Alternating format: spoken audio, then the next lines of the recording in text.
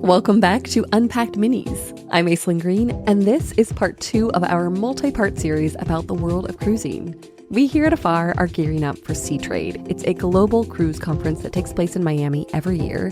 And in April, we're going to be reporting live from the floor of Sea Trade and sharing all the trends, everything you need to know about cruising in 2025. But in this episode, we're talking with Nicole Edenedo, a travel journalist who specializes in cruises.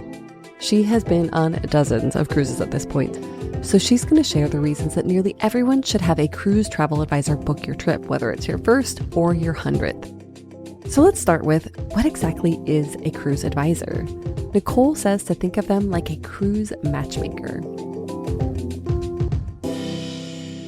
Travel advisors really craft the whole experience for you. They help really break down what's out there for you and try to help match what you're looking for out of your vacation, out of the money that you're going to spend. They're trying to help you get the most out of that experience. Say you want to take your family on a Mediterranean cruise. The kids, grandparents, the whole big team. A cruise advisor can help you identify your budget, match you with the right cruise line, find the best ship and sailing for you, and then, of course, book everything. Doesn't it sound heavenly? But it's not just about the cruise itself. There are also pre-cruise or post-cruise trips known as extensions, and they take place on, land. So let's say if you're doing a cruise on the Danube, let's say, you're flying in to Budapest and, you've heard so many great things. You've heard about the spas, the amazing spas, which are one of my favorite things in Budapest, or you've heard about the incredible food scene or Lake Balaton and the wine regions that are there. And you want to take a little bit of time to explore some of those areas. So you might tack on 2 or 3 days at the beginning or the end of your trip, and boom, there's your matchmaker again. They might be able to give you great recommendations for restaurants. They might be able to set you up with a really nice boutique hotel. So it's really kind of about crafting that overall vacation experience, not just from when you step on the ship and when you step off. And then there is the, let's say, dark side of travel, when things go wrong. Nicole says that's when travel advisors shine even more. She has some great examples, which we'll get to in a second. But first, a quick, very important note about terminology. Make sure you hire a travel advisor, not a travel agent. The biggest difference between just a travel agent, somebody who's just booking the trips for you, and a travel advisor is that when things happen on your trip, a travel advisor is really going to be there for you. Whereas somebody who is just sort of piecing the dots together and then that's it, you're kind of on your own, you're not going to get that assistance. If your flight gets canceled for weather reasons, your advisor will step in. Let's say for the holidays, right?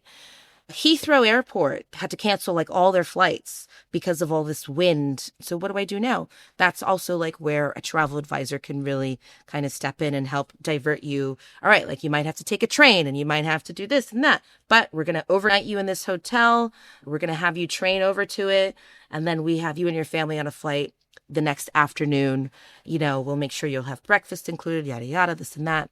And then there are more extreme examples. When the Israel-Hamas war broke out last year and people needed to get out of there, I interviewed several travel advisors and tour companies, who were saying, we stayed up all night. We were on the phones with airlines as airlines were pulling out and suspending flights. And there were only a few that remained. And people had to divert quickly, get to Jordan, to Amman, to fly out from there. And so all of that took a lot of effort. Travel advisors can do amazing things like this because they have cultivated contacts and resources all over the world. And that benefits travelers when things get a little scary. Of course, there's the question of cost, but it's surprisingly affordable to work with a travel advisor. Nicole says that it depends on the advisor, but often they start around $50 or $100 per person. Someone like Judy Pearl, a cruise specialist who runs Judy Pearl Travel, charges $50 per person. This applies to planning and hand-holding throughout the entire trip, and the reason that they can charge such low fees is because most travel advisors have relationships with all the cruise lines, hotels, etc., and they pay them a commission. So yes, they do make money from your bookings, but it's still in their best interest to make sure you have the most amazing trip.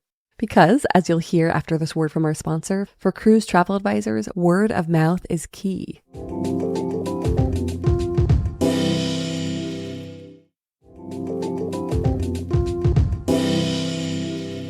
Travel advisors love business. They love new clients. So, I mean, they're always willing. And when people have great trips and great experiences, they love to talk about them. They love to talk about their travel advisor who made it all happen. To find a good travel advisor, Nicole also recommends turning to travel media. So reading publications like Afar, like Travel Weekly, like the different ones out there that speak to travel advisors directly, include them in the conversation about travel and travel planning and organizing and all of that stuff.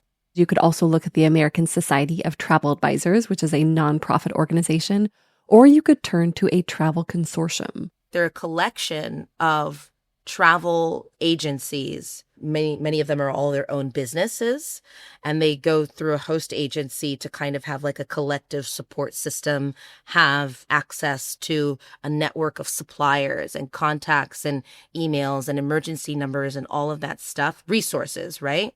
Virtuoso is the big luxury consortium. They have access to so many of the luxury markets and suppliers and advisors and all that stuff and resources. Nicole's very last, but not least point is regardless of where you find your travel advisor, the best part about most of them, they're not just like sitting in a room, like just connecting dots and booking your trips and talking to people on the phone, and then like they don't travel themselves. Like travel advisors are travelers. It's their business to be travelers. We've linked to the resources Nicole mentioned in the show notes, and that's it for our second episode of Unpacked Minis. In our first episode, we introduce you to the world of contemporary cruising. Next week, we'll be back in your feed with tips on where to cruise in 2025. See you then. In the meantime, you'll find our favorite cruise resources in the show notes, as well as links to our podcast newsletter Behind the Mic and our website. This has been Unpacked Minis, a podcast from Afar. The podcast is produced by Aislyn Greene and Nikki Galtaland. Music composition by Chris Collin. And remember, the travel world is complicated. We're here to help you unpack it, mini bite by mini bite.